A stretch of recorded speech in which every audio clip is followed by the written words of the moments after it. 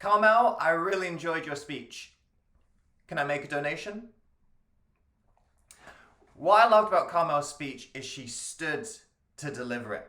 And when we stand to speak on Zoom, it gives us extra presence and authority. And Carmel wanted to be seen as an authority on this subject, so that was a great choice for her.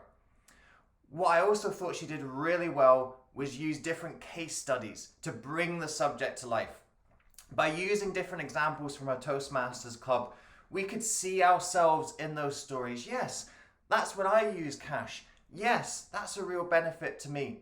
We could resonate with those stories and connect with her arguments more. But I think the best part of her speech was her word wizardry. There was so many great uses of language throughout that. We had the I used to be a happy tapper and cash is community. These sound bites are things that will stick with us after her speech and make us think about some of the key principles that she was giving us. Seeing as this was a speech about finances, I'm sure Carmel wants to make some investments in her speaking, and I've got two suggestions for her. First is I felt that her body language was a little bit tight. She was standing up to deliver, which normally can make you more dynamic and expressive, but we had a lot going on in this little box around here. There were some nice gestures that came through, such as cash is social, but they tended to be the exception rather than the rule. I would encourage Carmel to be a little bit more expressive and a little bit more dynamic with her body language to add extra energy and enthusiasm into her speech. Secondly, I felt we heard one side of the argument here. When Charles Darwin was coming up with the theory of evolution, he knew he was going to face opposition from religious leaders. So he took the strongest arguments against evolution and broke them down. And it made his argument that much stronger.